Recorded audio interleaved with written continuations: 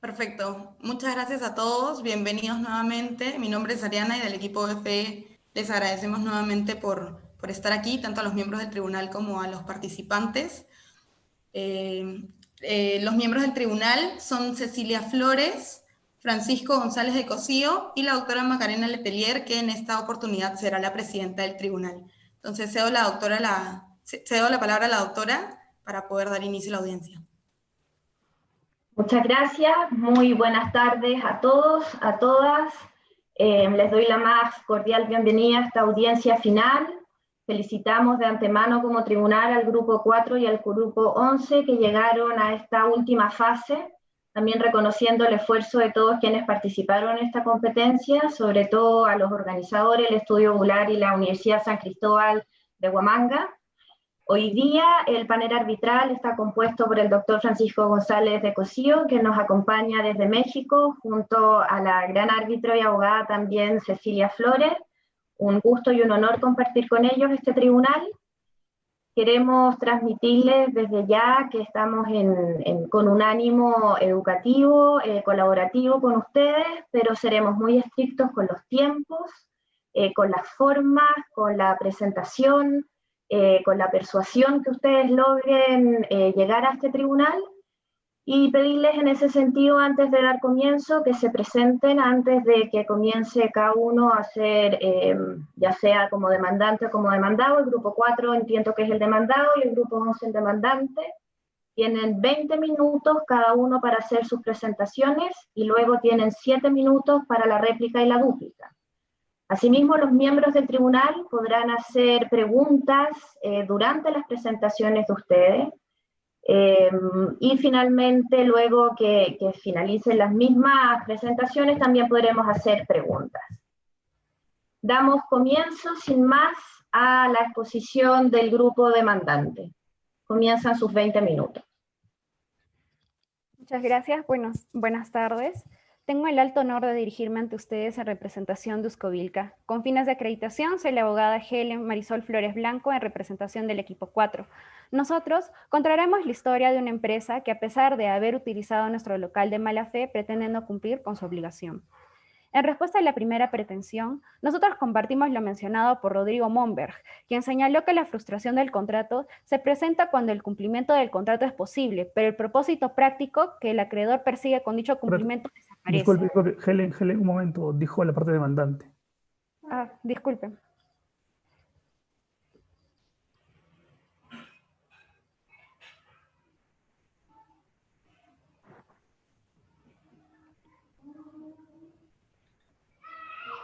Ya, podemos comenzar, ¿no? Ok, señores miembros del Tribunal Arbitral, colegas de la contraparte, con cada uno de ustedes muy buenas tardes. En esta oportunidad, la defensa de Jimmy's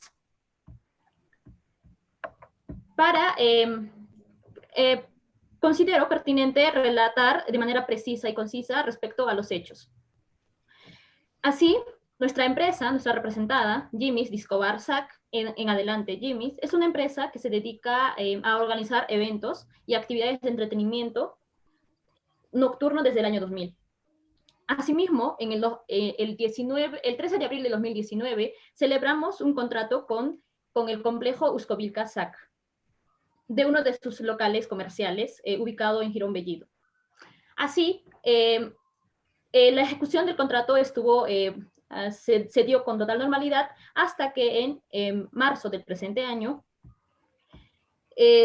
debido a la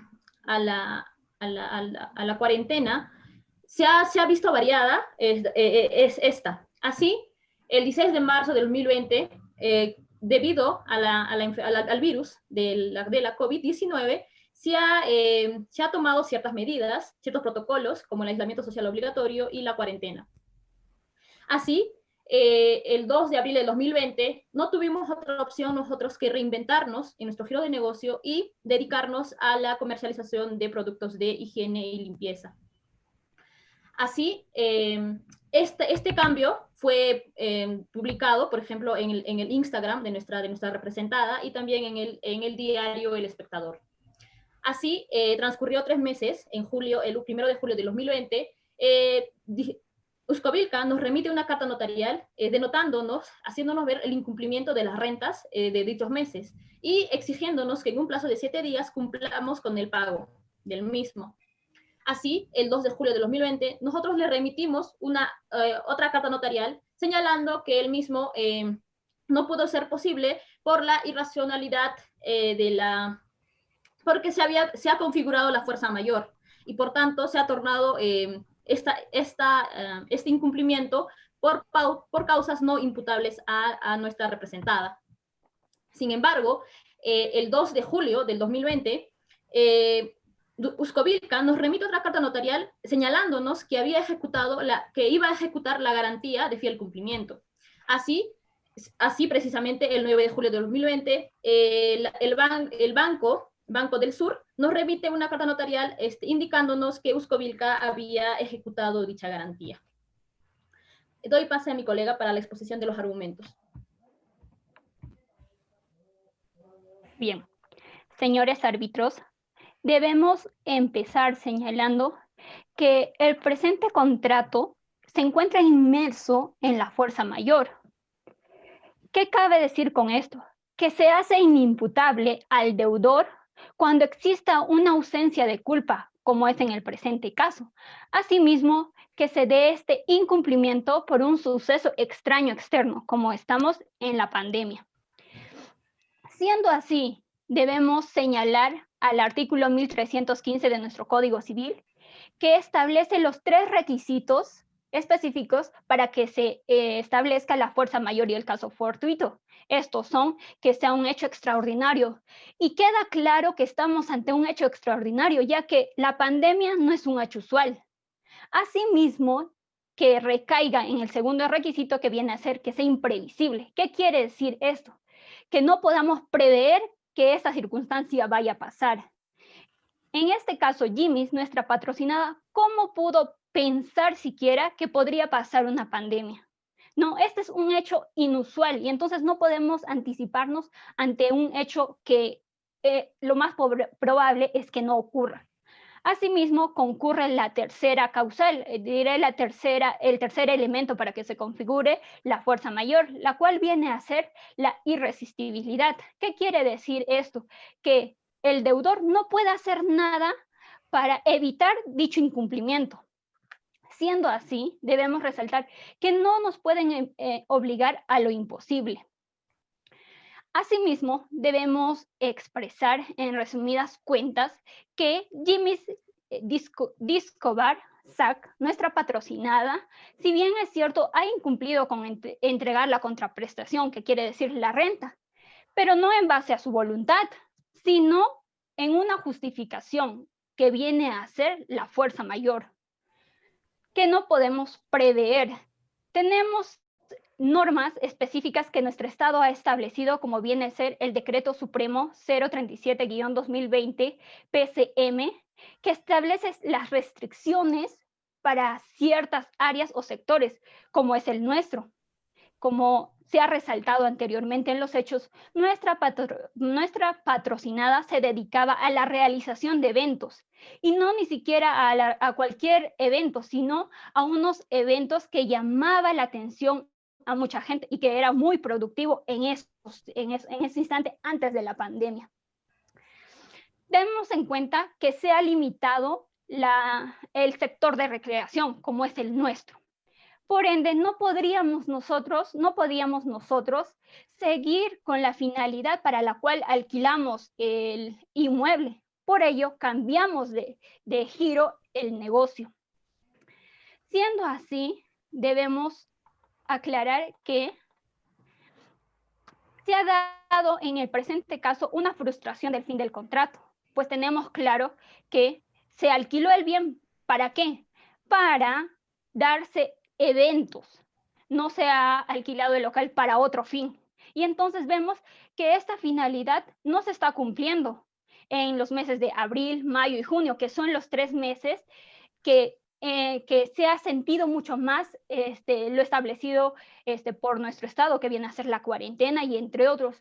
Entonces, ¿cómo podríamos nosotros como empresa de realización de eventos cumplir con una obligación si no tenemos los ingresos y si más el local que hemos alquilado no se está dando para el fin que hemos previsto o que se ha alquilado, valga la redundancia. Siendo así, debemos señalar que se configuraría la frustración del fin del contrato, ya que este establece que se debería dar por la resolución del contrato cuando no se dé el fin para el cual había sido establecido. Asimismo, lo establece tanto en su reglamento como en el contrato también. Uzcovilca establece que dará por resuelto el contrato cuando se cambie de giro de negocio, y no lo hizo, y de mala fe entabló lo que es el fiel cumplimiento. Por otro lado, debemos señalar que el incumplimiento es justificado. Por ello, no se debería aplicar la garantía de fiel cumplimiento. Esto en base a los artículos 1000. Disculpe que la interrumpe, abogado. Solo una pregunta para aclarar, porque usted señala que habría una frustración del fin del contrato y que esto daría paso a la terminación del mismo. ¿Ustedes se comunicaron alguna vez con la otra parte para señalar esto?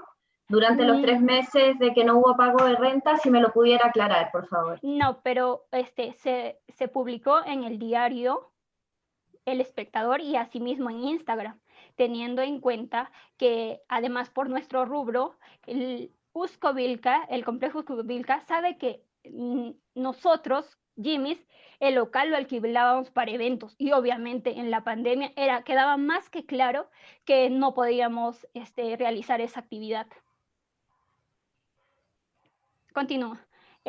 Daríamos con esto que el incumplimiento fue justificado ya con lo señalado en el artículo 1314, 1315 y 1316, que a causa de la pandemia, por ser extraordinario, irresistible e imprevisible, no pudimos cumplir con la obligación.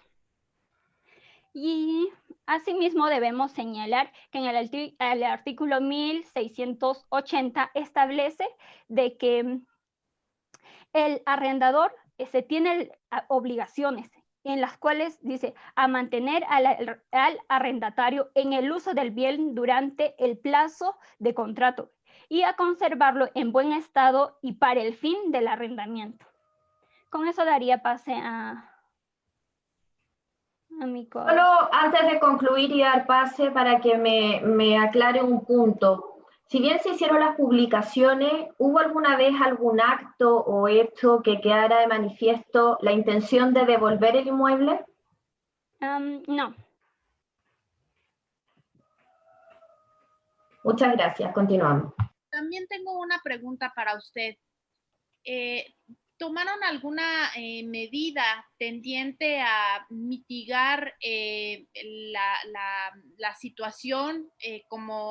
Bueno, a usted acaba de responder que no se hizo ninguna gestión para la devolución del inmueble, pero ¿tomaron alguna medida para pues evitar el que se siguiera generando el pago de las rentas o se tomó alguna medida para mitigar esta situación?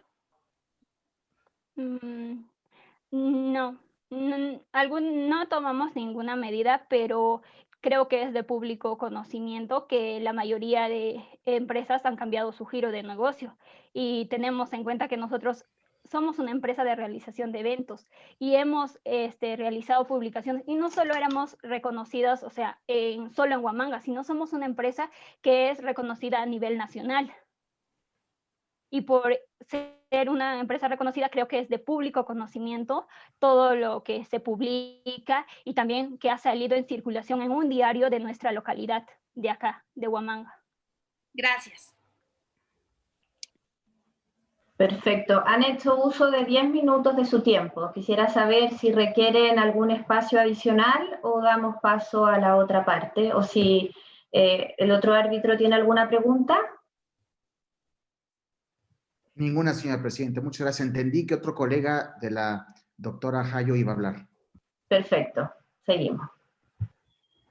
Señores miembros del Tribunal Arbitral, continuando con la línea argumentativa de nuestra oralización, voy a abordar respecto a la cuestión tercera, la excesiva onerosidad de la prestación.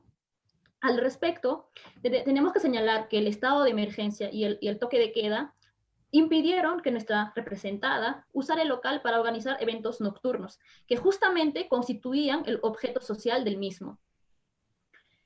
Por lo tanto, la pandemia y el estado de emergencia frustraron por completo el propósito principal por el cual se suscribió el contrato, y que fue expresamente reconocido en la cláusula 2 del contrato, la cual decía que nosotros debíamos destinar única y exclusivamente el local comercial al uso para eventos nocturnos. Y por consiguiente, la declaratoria de estado de emergencia y por consiguiente la cuarentena, la inmovilización social, ha afectado seriamente porque las actividades no consideradas de primera necesidad o esenciales han sido restringidas. Y asimismo, en nuestros días, de manera paulatina, con una capacidad de aforo mínimo, se está permitiendo la reactivación económica, el mismo que afecta en los ingresos que nosotros podamos percibir. Así, ante las circunstancias ya previstas, nosotros no tuvimos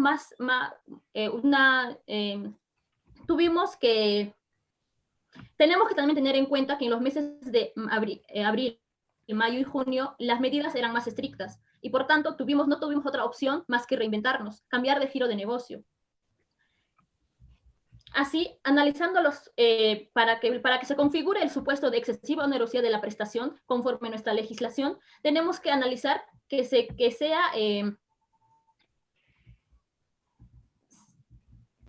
debe analizar que ésta se deba a eventos extraordinarios e imprevisibles que se susciten con posterioridad a la suscripción del contrato, situación que ocurre porque nosotros no estábamos en la capacidad de prever la ocurrencia de la pandemia como trajo la COVID-19, y además esta ha sido extraordinaria porque no es usual, no es común, no es frecuente que este tipo de virus, de pandemia, afecten tanto la economía global.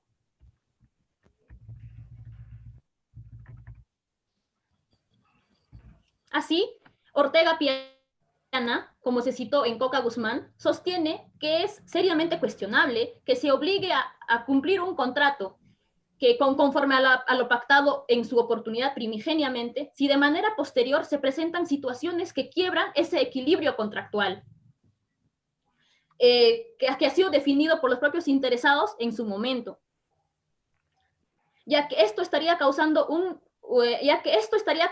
una desproporción en que una de las partes se estaría enriqueciendo a costa de nuestra representada, porque tendría que hacer un esfuerzo doblegar esfuerzos, sacrificar en desmedro de sus propios ingresos en beneficio de Uscovilca. En ese sentido, cuando se fricciona este equilibrio contractual original y la prestación de la parte demandante, que en este caso es Jimmy's, se torna excesivamente onerosa frente a la obligación de la contraparte, porque en este caso la obligación de la contraparte no se ha visto variada, no se ha visto afectada, pero sí da la nuestra. Entonces, y cuando son por razones extraordinarias y no imputables a nuestra representada, entonces es necesario que se recurra a la jurisdicción arbitral para que ésta, conforme incluso conforme a la cláusula 20, reduzca la prestación del mismo y así se restablezca el equilibrio contractual primigenio. Así, Tamani Rafael, por ejemplo, sostiene que se deben cumplir ciertos presupuestos, la cual es que se presenten contratos de ejecución continuada, periódica y diferida, como en el presente caso, en los contratos de arrendamiento, que tienen una merced conductiva, la cual cumple con esta exigencia, y la segunda, que la prestación llegue a ser excesivamente onerosa por acontecimientos posteriores de carácter extraordinario e imprevisible, como ya lo venía argumentando. Esto conforme Osterlin Parodi y Castillo Freire. Asimismo, oralizaré la cuestión cuarta, la mala fe de la demandada, Uscovilca, SAC. 10 minutos, abogada. Ok. Tenemos que entender que conforme la cláusula 2 del propio contrato, Uscovilca tenía expedito el derecho de que en cuanto se cambiase el giro del negocio, tenía la posibilidad de resolver el contrato, la cual no lo hizo. Entonces, denotándonos así que nosotros pudiéramos continuar con el cambio de giro de negocio. Sería todo. Muchas gracias. Muchas gracias. ¿Alguna pregunta del tribunal? Profesor. Ahora yo sí tengo una, señora Presidente. ¿Puedo hacerla? Por supuesto. Gracias. Doctora Gutiérrez, dos preguntas, y a lo mejor una de ellas puede ser dirigida a la doctora Jayo. ¿No son incompatibles las dos pretensiones que está enderezando? Pregunta uno. Pregunta dos, sobre excesiva onerosidad superveniente. Es cierto, uno de los extremos, uno de los elementos de esa acción es la no previsibilidad de lo que ocurrió, pero la disparidad es lo más importante. Y si su cliente se reinventó y obtuvo ingresos como resultado de ello, ¿qué no sería suficiente para saciar las obligaciones que tiene su cliente? Muchas gracias por la pregunta, señor árbitro. Respecto a la primera cuestión, nosotros tenemos que entender que nosotros estamos solicitando como una pretensión principal que se declare que se ha configurado la existencia de fuerza mayor. Y si este honorable tribunal considera que esta no se configura, entonces que subsidiariamente se ampare que existe una excesiva onerosidad de la prestación. Respecto a la segunda cuestión, nosotros, debido a la excesiva oferta que existe, a la competencia que existe en el mercado respecto a la venta de las mascarillas, de los productos de higiene, nosotros nos hemos visto limitados en los ingresos.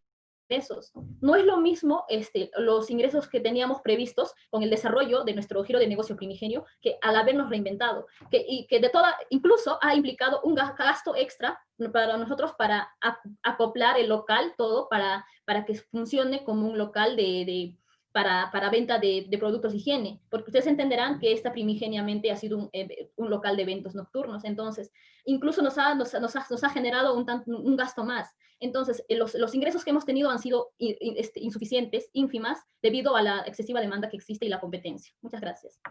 Por pregunta de seguimiento, porque me ha parecido muy inteligente su argumento, ¿qué no lo que acaba de decir satisfacería onerosidad superveniente, pero no excesiva onerosidad superveniente? ¿Qué opinan? Disculpe, señor árbitro, ¿me podría precisar la pregunta, por favor? Con gusto. Es decir, usted acaba de decir que tuvo que incurrir en erogaciones adicionales imprevistas y que ha tenido ingresos menguados, pero excesiva onerosidad superveniente exige que haya una disparidad enorme entre la prestación inicial y que por alguna variable no prevista se modifique. En su caso, lo que estoy escuchando es que tuvieron que cambiar de giro, cosa que se entiende. Incurrieron en costos para ellos, se entiende, pero tuvieron ingresos. Excesiva onerosidad superveniente no solo es onerosidad superveniente, sino que sea excesiva. Señor árbitro, nosotros entendemos respecto a este punto que en la excesiva onerosidad resulta para nuestro patrocinado en que tiene que verse obligado a desplegar mayores esfuerzos para intentar acumular, si cabe el término, el monto de los $2,000 para el pago de renta mensual. Entonces, debido a los ingresos ínfimos que tenemos por el cambio de giro de negocio, es imposible satisfacer el mismo. Es por eso que nosotros consideramos que la obligación que nosotros estamos haciendo es demasiada. Así, nadie está obligado a cumplir con lo imposible. Muchas gracias. Gracias, señor presidente. Ya no tengo más preguntas. Yo también quiero preguntarle a la doctora Jayo y a la doctora Gutiérrez, entonces, al cambiar de giro, si bien los ingresos que obtuvieron no son comparables, sí llevaron a cabo acciones para tratar de reducir o mitigar el impacto de la pandemia, que fue trasladar o cambiar el giro a la venta de productos de higiene. ¿Es correcto? Sí, señor árbitro. Nosotros, con la intención de honrar nuestra obligación, nos hemos tenido que ver obligados a cambiar de giro de negocio para satisfacer dicha obligación. Porque cambio, perdón que la interrumpa, Entonces, ese cambio es una manera de tratar de minimizar o de mitigar el impacto de la pandemia. ¿Es así? Sí vendría a ser eso, señora árbitro, puesto que también no solo debemos tener en cuenta que era cumplir con la renta convenida, sino que también tenemos trabajadores con los cuales se debía cumplir también. No debemos olvidar que también nosotros como empresa subsistimos de las ganancias. Y si solo nos remitimos a cumplir con las obligaciones, también nos veríamos afectados y también nuestros trabajadores, con los cuales creo que se tendría mayor prioridad. Gracias por la aclaración. No tengo más preguntas, señora presidenta. Muy bien. Continuando con la audiencia, damos paso entonces a los representantes del complejo Uzcabilca.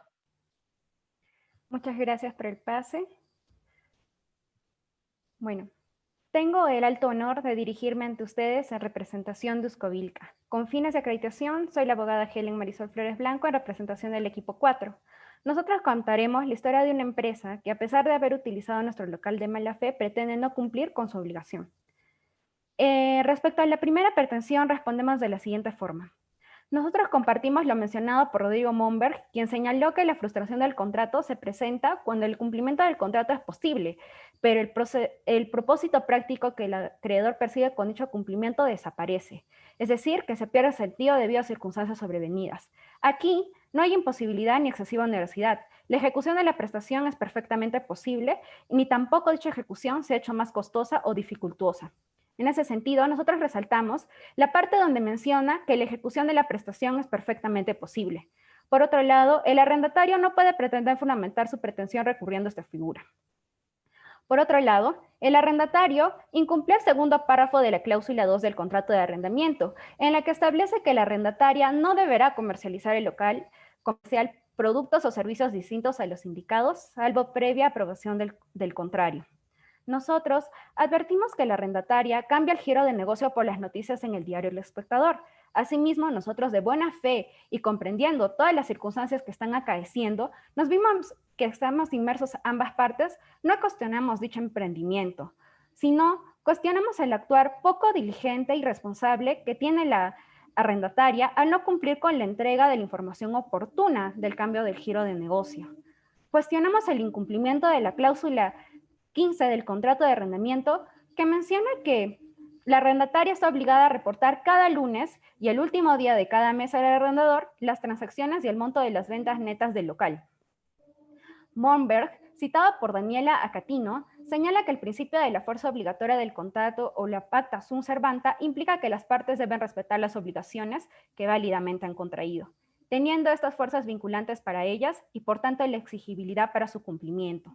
En su concepción tradicional, supone también la intangibilidad del contrato, de manera que ni las partes, con obvia excepción del mutuo consentimiento, ni el juez pueden variar los términos de un contrato válidamente celebrado.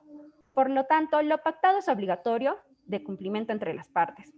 Asimismo, conforme al reglamento interno del complejo Uzcovilca, el artículo 37 nos señala que ningún local o módulo de la propia administración podrá permanecer cerrado o interrumpir su actividad comercial dentro del horario de atención al público, por ningún motivo, bajo ningún fundamento o causa. Estamos ante otra obligación incumplida por parte de la arrendataria.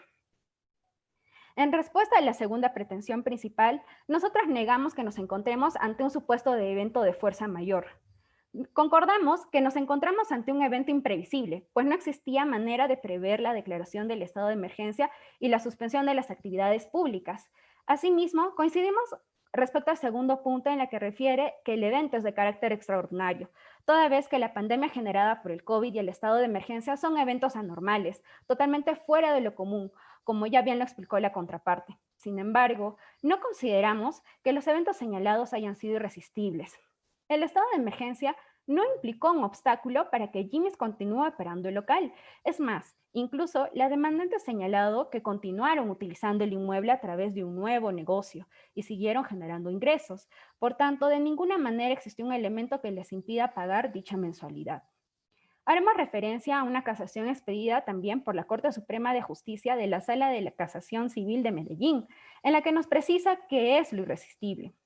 En sentido estricto, esto quiere decir que de no haberse podido evitar su acaecimiento ni tampoco sus consecuencias, colocando a la gente en una absoluta imposibilidad de obrar de modo debido. Habida cuenta que si lo que se produce es tan solo una dificultad o más o menos acentuada para enfrentarlo, tampoco se configura el fenómeno liberatorio del que se viene haciendo mérito. Por lo tanto, en el presente caso, las cancelaciones de las mensualidades pactadas presentan una dificultad, pero no imposibilidad, toda vez que era posible cumplir con dichos pagos. Sin embargo, como ya lo hemos mencionado, el actuar de la arrendataria fue poco diligente a nuestro criterio. Sustentamos dicha información con lo expresado por Messineo, que fue citado en la opinión 086-2011 DTN de la OCE, en la que nos precisa el significado de lo que es el deber de diligencia contractual. Él menciona de la siguiente manera: este significa que es el cuidado que el deudor debe emplear en el desarrollo de su actividad para ponerse en situación de cumplir exactamente la obligación. La culpa contractual consiste en la omisión del deber de diligencia. En una sola palabra, es la negligencia. Por tanto, es evidente que estamos ante una omisión del deber de diligencia, es decir, estamos ante una negligencia. Finalmente, por nuestra parte, nosotros nunca suspendimos la obligación de dar el uso y disfrute del local. Como se puede apreciar, el arrendamiento del local continúa ejecutándose. A continuación, cedo la palabra a mi colega Brian. Bien, agradeciendo el pase y reiterando el saludo a todos los miembros integrantes en esta sala, procederé a responder sobre la segunda pretensión subordinada. Bien, respecto al escenario de que si nos encontramos ante una excesiva onerosidad, al respecto, recalcamos que Buscovilca y Jimmy suscribieron un acuerdo, un contrato de arrendamiento en el cual ambos conocían perfectamente las prestaciones a las que quedaban obligadas. Así pues, se tiene que en la cláusula 15 del referido contrato se establece que la renta mensual se pagaría en base a una renta fija y una variable. Así, Jimmy asumió el riesgo de pagar la renta fija pese a que sus ingresos mensuales sean mínimos o nulos, y en ningún momento señaló que esto resultaría excesivamente oneroso. Merced al principio contractual del Pacta Sunt Servanda, conforme al cual el contrato liga a las partes y los cuales tienen que cumplir fielmente lo acordado en sus propios términos, haciendo mención al artículo 1361 del Código Civil. Bien, se tiene la casación 1064-2016 Lima sobre el Pacta Sunt Servanda, que refiere que significa que los acuerdos entre las partes o pactos deben cumplirse en sus propios términos, no pudiendo exigirse algo distinto de lo convenido, salvo que ellos mismos expresa o tácitamente acuerden modificar los alcances de lo convenido. Sobre el particular, sobre el tema de la excesiva onerosidad, el doctor Aníbal Torres Vázquez refiere que para que se aplique esta figura de la excesiva onerosidad es necesario que se haya producido una profunda alteración de las circunstancias existentes al tiempo de la celebración del contrato. Hacemos énfasis en esto, al tiempo de la celebración del contrato, dando lugar a que una de las prestaciones se torne excesivamente oneroso como consecuencia de hechos posteriores, extraordinarios e imprevisibles, ellos ajenos a la voluntad de las partes, que modifiquen el valor de las prestaciones. El Código Civil, al respecto de la excesiva onerosidad por acontecimientos extraordinarios e imprevisibles, lo contempla en el artículo 1440.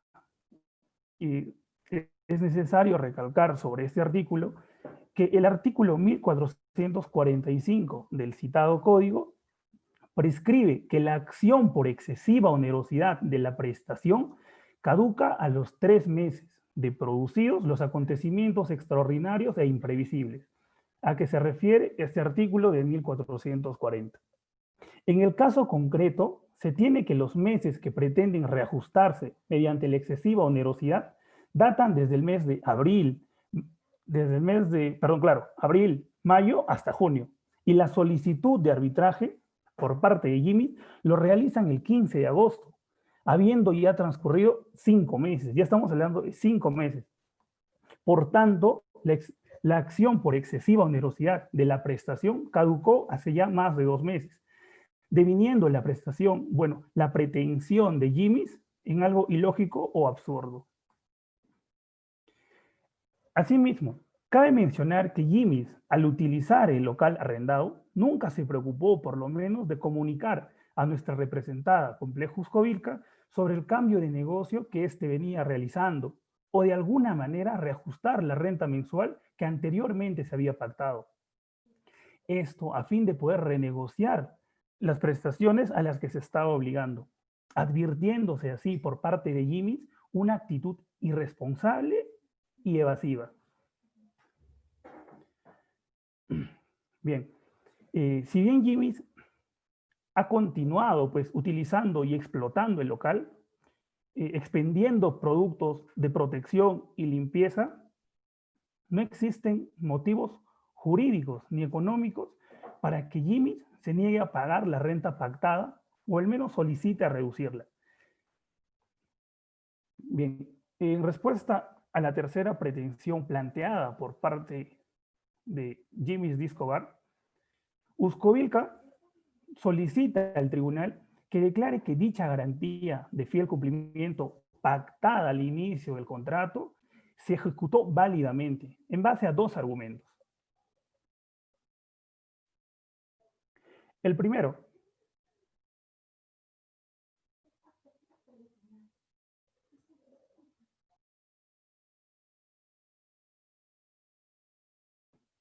disculpe, he tenido problemas técnicos, creo. ¿Se me está escuchando correctamente? Sí, lo estamos escuchando, abogado. Ah, ok. Continúe.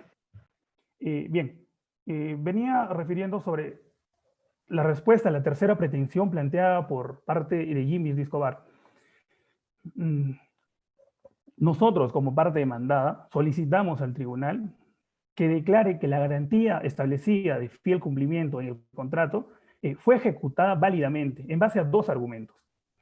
La primera es que no ha existido un evento de fuerza mayor que justifique o valide el incumplimiento de Jimmy con respecto a su obligación de pago de la renta. Ello al amparo de lo que prescribe el artículo 1315 del Código Civil, que refiere que los requisitos que debe cumplir un evento para ser considerado como caso fortuito o fuerza mayor. Si bien los requisitos son 3, lo extraordinario, imprevisible e irresistible, la pandemia del COVID-19 cumple con lo extraordinario, eso no está en tela de juicio, y tampoco lo imprevisible, pero no con lo irresistible, debido a que Jimmy's Disco Bar siguió utilizando el local para expender productos de higiene y protección personal. Esto en consonancia con lo estipulado en la cláusula 16 del contrato celebrado, se autorizaba a Uscovilca a ejecutar la garantía de fiel cumplimiento si en caso Jimmy's incurriera en un incumplimiento injustificado. Y en el presente caso, eso pasó.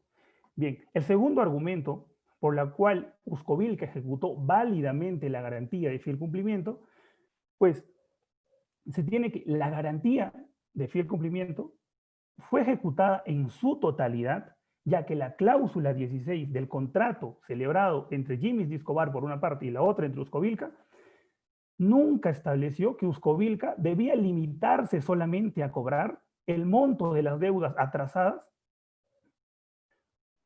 o adeudadas. Entonces, de acuerdo al principio contractual del Pacta Sunt Servanda, pues lo acordado entre las partes es de obligatorio cumplimiento. Por tanto, se desprende que los $20,000 podían ser ejecutados independientemente de la cantidad de meses en los que Jimmy's habría incumplido el pago de la renta. Abogado, disculpe, aquí solo una aclaración para el tribunal.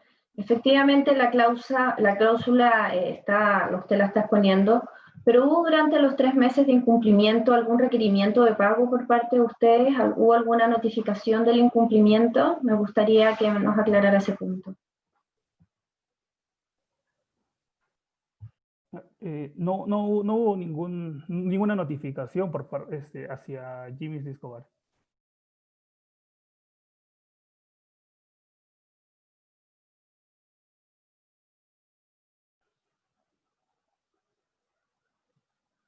Prosiga nomás. Está en silencio, ahí sí. Ah, ok, gracias. Bien. Ya. Como pueden ver en pantalla, se tiene que la cláusula 16 del contrato. Bien, las partes acordaban, pues las partes acuerdan que Jimmy's constituirá una garantía de fiel cumplimiento por los $20.000. Bien, estos depositados en el Banco del Sur para garantizar las obligaciones en virtud del presente contrato. Bueno, esto se tiene en los anexos del caso. Bien. Por los hechos, en atención, bueno, a los hechos ya mencionados y a los fundamentos desarrollados por esta parte, de manera preliminar, Uscovilca planteará como reconvención en el presente arbitraje las siguientes pretensiones. Primero, que se rechacen las pretensiones de Jimmy's Discobar. Como segunda, se declare que Uscovilca ejecutó válidamente la garantía de fiel cumplimiento a raíz de los injustificados pagos que venía incurriendo Jimmy's Discobar. Y por último,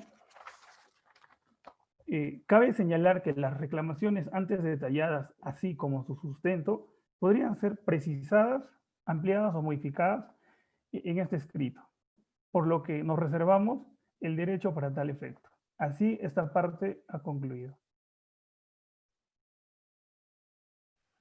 Muchas gracias. No sé si el tribunal tiene alguna pregunta. Gracias, señora Presidente. Doctora Flores, doctora Ayala, gracias por su presentación. Sobre excesiva onerosidad superveniente, ¿hay algún criterio que aterrice, que dé elementos sobre cuándo una onerosidad superveniente se convierte en excesiva? Consideramos que la excesiva onerosidad se tiene entendida cuando el monto por el cual uno debe pagar ya resulta excesivamente caro. Pero en el presente caso no es así, porque el monto sigue siendo el mismo. Lo que han cambiado son las circunstancias, pero sin embargo estas circunstancias de alguna manera tal vez puedan dificultar el pago total, pero no está ocurriendo eso, porque en realidad, pero la contraparte alega de que se está imposibilitando y que es por ese motivo que se está volviendo excesivamente oneroso, pero no es así. Gracias. Tengo también una pregunta para la abogada Flores. Usted señaló en su presentación que se había incumplido también el artículo respecto al objetivo que se había pactado el contrato y que habían tomado conocimiento a través de la prensa, de que ya el objetivo del uso del bien inmueble no era para un local nocturno, sino que se estaban vendiendo elementos de emergencia a raíz de la pandemia. ¿Realizaron ustedes alguna notificación, se comunicaron al enterarse de esto o de alguna manera usted entiende que hubo una modificación tácita al contrato en relación al objeto mismo al haber tomado ustedes conocimientos y haber pasado el plazo de 3 meses? ¿Cómo ve usted ese punto?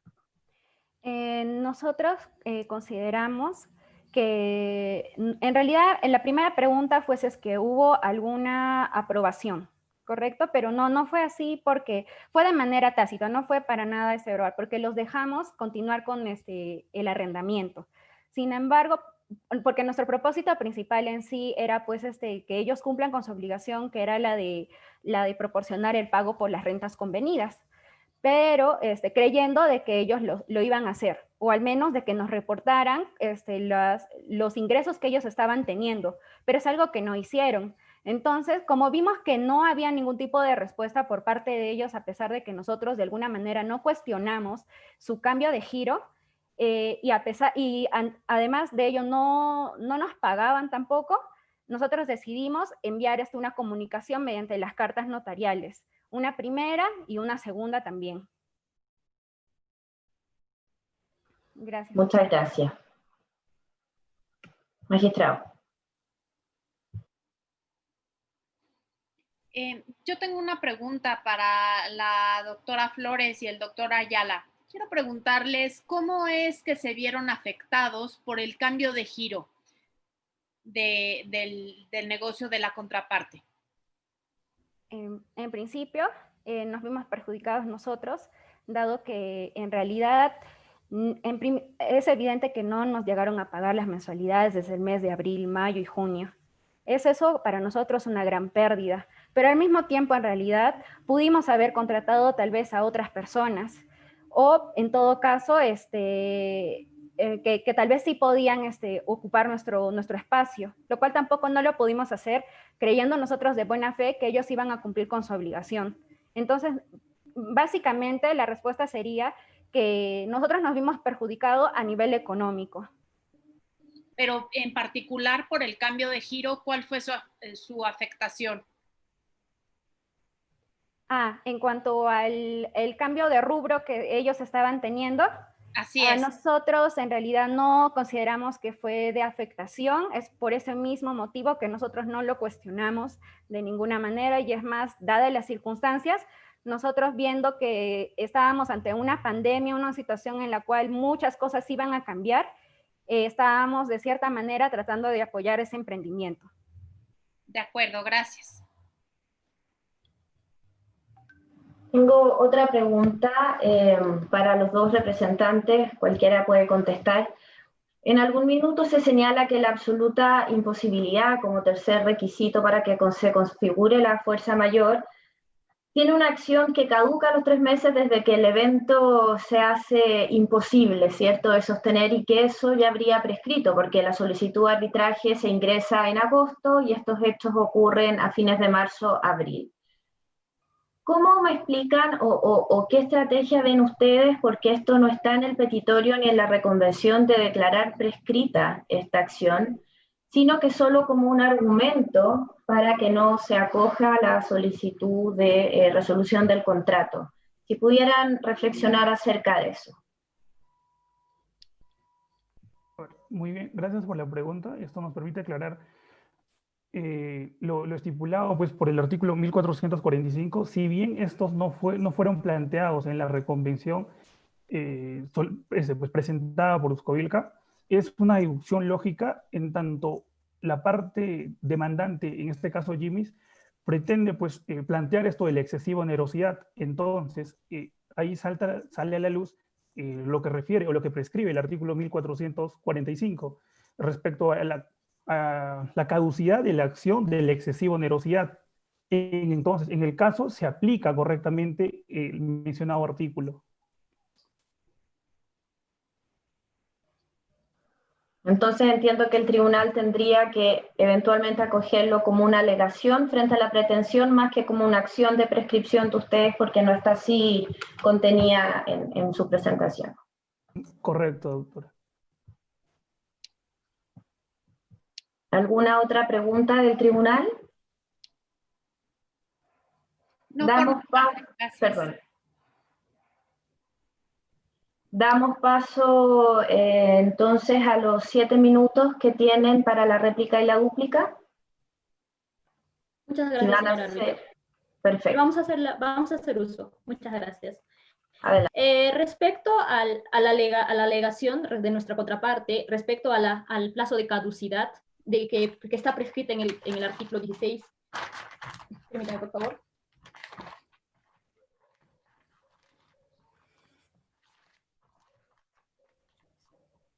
El 1445 del Código Civil, debemos sostener que el 1446 del Código Civil, del mismo, sostiene desde qué momento se computa el plazo inicial para dicho plazo de caducidad. Así, a la letra sostiene: el término inicial del plazo de caducidad al que se refiere el artículo 1445 corre a partir del momento en que hayan desaparecido los acontecimientos extraordinarios e imprevisibles. En el presente caso, no nos encontramos frente a este supuesto, toda vez que no sabemos hasta qué fecha estos eventos van a continuar, porque tengamos en cuenta que debido a que aún todavía seguimos luchando contra esta enfermedad, contra la COVID-19, todavía las actividades están en cierta manera restringidas, las reuniones sociales. Entonces, nuestro giro de negocio no va a ser posible que podamos, que comience, toda vez que solamente en un aforo mínimo y todavía continuamos con este evento que es irresistible y extraordinario. Asimismo, ellos nos dijeron que nuestra representada habría actuado con una conducta negligente. Al respecto, yo les quiero preguntar, ¿y sobre la conducta diligente de los demandados? Toda vez que ellos, en las propias cláusulas del contrato y en su propio reglamento del contrato interno del complejo Uscovilca, ellos tenían expedito el derecho de resolver el contrato cuando se cambiara de giro de negocio, y no, como en el presente caso, una aprobación tácita conforme ellos lo sostienen. Asimismo, respecto a la irresistibilidad, debemos señalar que nosotros no nos encontrábamos en la posibilidad de evitar las consecuencias que ha generado la COVID-19. Estamos haciendo los esfuerzos máximos para evitar, para cumplir con al haber cambiado de giro de negocio, disculpen, pero esto ha sido irresistible por cuanto nosotros no hemos tenido la posibilidad de evitar los daños que traía consigo la COVID-19. Le doy pasía. Asimismo, debemos señalar que estamos hablando de una circunstancia que está sobreviniendo, ya que si bien es cierto, en el 2019 nosotros podíamos cumplir con total normalidad con el contrato, en estas circunstancias no, puesto que es claro y evidente que un negocio de eventos tiene mucho más ingresos que un negocio que vende enseres de limpieza. Siendo así, no vemos un equilibrio entre lo que anteriormente sí se podía pagar a lo que actualmente se puede pagar. Y más si más la parte demandada sostiene que ha habido una aceptación tácita y que tomaron conocimiento de nuestro cambio de giro, también tomaron conocimiento que obviamente dentro de este giro de negocio no se obtienen los mismos ingresos, y aún así nos solicitó el pago de los 3 meses, pero de 2.000 soles por cada mes, y más no así, no fue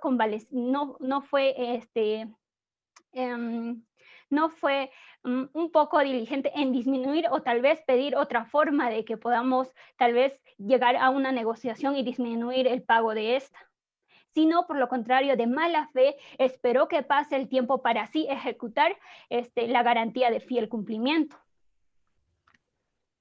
Eso vendría a ser todo. Gracias.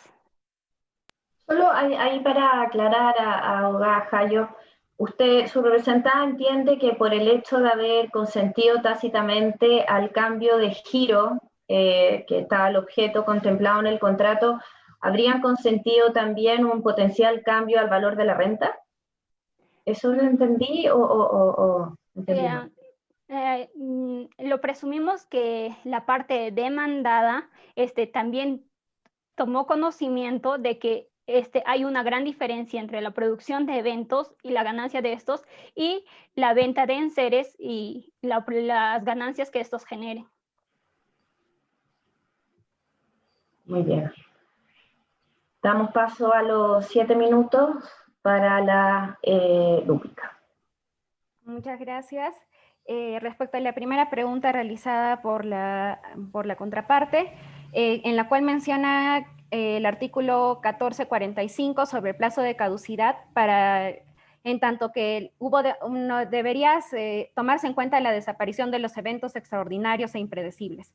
Al respecto, nosotros sostenemos que estos eventos de ninguna manera han limitado o han impedido, sino más bien han dificultado. Por lo tanto, en realidad no hay ningún motivo para que puedan cuestionar ese aspecto.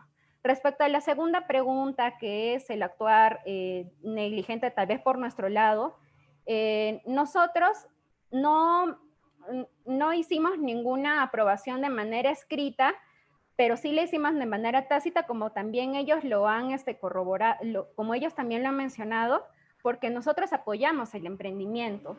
De ninguna manera quisimos verlos perjudicados. Ahora, también han cuestionado la tercera pregunta, el tema del equilibrio de ambas partes, y que si es que nosotros hubiéramos contactado con ellos, se hubiera podido lograr una negociación. Efectivamente, nosotros estábamos dispuestos tal vez a negociar en su momento oportuno. Sin embargo, ¿qué es lo que ha pasado en este caso? En realidad, nosotros quisimos comunicarnos ante el incumplimiento que ellos tuvieron para poder darnos las mensualidades. ¿Y cómo lo hicimos? De manera diligente, mediante una carta notarial, para que luego no hubieran inconvenientes en que no, yo no te avisé, y luego no tuviéramos la prueba suficiente para poder acreditar ese actuar diligente que nosotros tuvimos. Nosotros tratamos de generar algún tipo de comunicación con ellos a través de la primera carta notarial, ¿no? En el cual decíamos, es que no nos cumplían con pagar las mensualidades, haríamos efectivo del pago, haríamos efectivo el cobro de la garantía que habíamos pactado en el contrato válidamente. Sin embargo, nuevamente, reiteramos que el actuar del arrendatario no fue diligente. ¿Por qué? Porque nunca respondieron, ni siquiera justificando tal vez los pocos ingresos que tuvieron.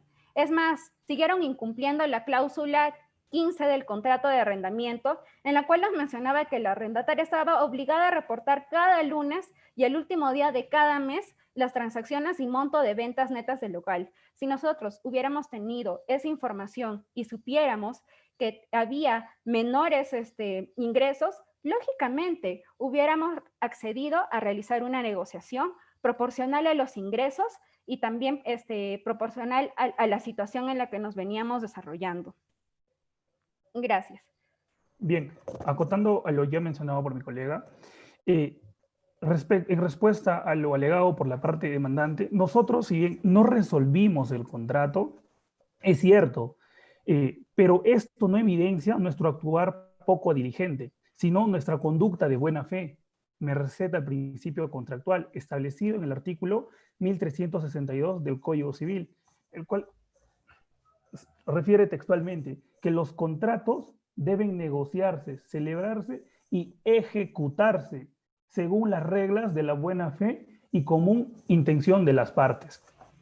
Bien, ahora en referencia sobre la irresistibilidad, que es uno de los requisitos del evento de fuerza mayor, no se cumple porque estamos ante un supuesto de imposibilidad total o absoluta, dado que Jimmy's Disco Bar siguió utilizando el local, por lo que deben pagar el arrendamiento al que se obligaron inicialmente en la celebración del contrato.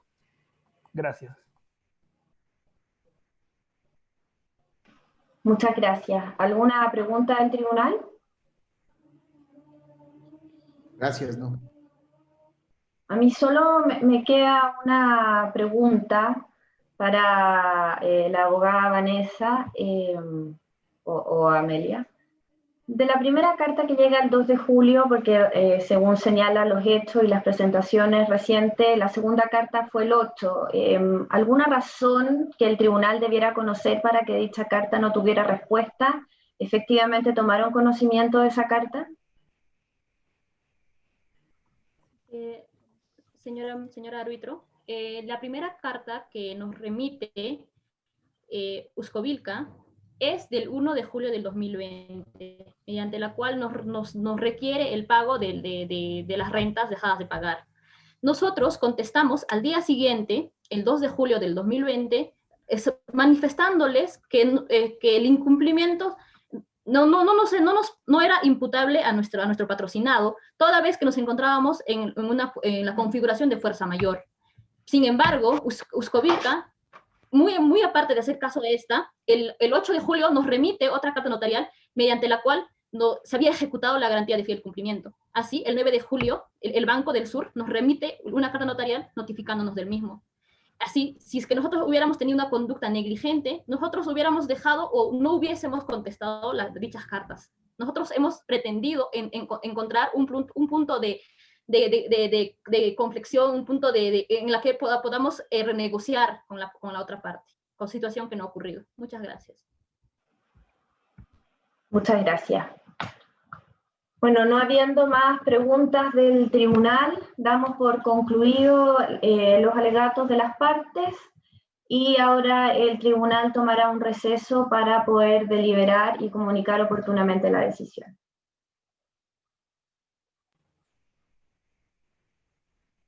Muchas gracias. Muchas gracias. Muchas gracias. Perfecto. Buenas tardes. Gracias. Felicidades. Presidenta, Muchas gracias. quería saber si van a tomar los 5 minutos que tienen para dar feedback a los equipos. Yo creo que sí, lo que pasa es que no sé qué piensan mis colegas del tribunal, si lo hacemos antes o después de deliberar, para dar un feedback común. Como quieran, no sé qué se acostumbre, si van a salir ahora y reingresar sería difícil, a lo mejor debemos hacerlo de una vez. Cuéntanos tú, Ariana, ¿cómo se ha hecho? ¿Lo hacemos al tiro? Sí, de hecho lo estamos haciendo antes de la deliberación. Ya. Muchas gracias. Perfecto. Bueno, doy la palabra aquí a los miembros del tribunal. Cecilia, Francisco. Ceci, ¿quieres comenzar? Gracias, empiezo. Muchas gracias. Felicidades. Primero quiero felicitarlos por el esfuerzo, por el interés de pues participar en un concurso como este. Felicidades por eso. Ahora, una sugerencia y pues mi retroalimentación. Es importante dominar los temas jurídicos. No solo es conocer el caso, conocer los hechos, sino también es muy importante conocer el derecho. El soportar sus argumentos, no solo con lo que se proporcionó en el caso, sino que ustedes dominen todos los conceptos legales, eso me parece fundamental. Sobre todo esta sugerencia va para las abogadas Jayo y Gutiérrez. Ahora, para mi comentario para los abogados Flores y Ayala, sería tal vez su exposición hacerla más libre. Me parece que, aunque es válido apoyarse sobre notas y demás, me parece que necesitan la flexibilidad y la soltura de estar explicando y de estar exponiendo, no estar leyendo de la pantalla, o si lo hacen, que no se note el que ustedes están leyendo los argumentos de la pantalla. Y pues bueno, esos serían mis comentarios. Les deseo mucho éxito a los dos equipos. Gracias, Cecilia. Francisco. Yo muy breves comentarios porque a mí me gustó lo que vi hoy. Vi al principio de la pandemia, en algunas cosas que participé, mucha dificultad con el tema virtual. Yo veo mucha soltura de ustedes. Los felicito porque hagan este tipo de actividades, porque da destreza. A diferencia del conocimiento jurídico que lo adquiere en la universidad, esto les va a dar destreza. Se van a sentir más cómodos en este formato que cada vez va a ser más frecuente. A lo mejor la única sugerencia que haría es que si van a usar algún tipo de esqueleto en la pantalla para seguirlo, que traten de hacerlo bien ensayado antes para que no se sienta acartonada la presentación, pero este comentario es muy constructivo, yo no creo que estuvieron mal, simplemente detecté eso, y a lo mejor también decir que cuiden mucho, pongan mucha atención a la pregunta que les hace un árbitro para estar seguro que lo que contestan la contesta. Cuando no se contesta la pregunta en árbitro, puede tomarse mal, puede tomarse como que están siendo evasivos, que estoy seguro que no es el caso, pero es una reflexión que se me generó. Los felicito, cualquiera que sea el resultado. Gracias. Bueno, finalmente también me sumo a las felicitaciones, sobre todo al entusiasmo de participar en estas instancias, de prepararse. Siempre son actividades extracurriculares, así que tienen un valor más grande. Y en general nosotros teníamos que tener presentes ciertas consideraciones. Creo que la mayoría hoy día han sido cumplidas: la presencia, la conducta de ustedes, el uso de los tiempos, el trabajo en equipo, la respuesta a las preguntas, pero también me sumo a lo que dijo recién Francisco: ver bien que uno está respondiendo lo que le están preguntando, sin perjuicio que siempre los abogados respondemos, aunque no sea tan preciso como la pregunta. Lo mismo también de destacar el trabajo a través de videoconferencias, donde por supuesto que la persuasión tiene una dificultad mayor a cuando es presencial, pero ustedes fueron muy claros en cómo se manejaron con la pantalla también. Así que eso por mi parte. Felicitaciones nuevamente, y ahora el tribunal va a reunirse privadamente para deliberar. Bueno, muchas gracias. En nombre del estudio les agradecemos nuevamente a todos, a los miembros del tribunal y a los participantes, y los invitamos en unos minutos a la clausura. Entonces ahora vamos a parar la transmisión para que el tribunal pueda deliberar.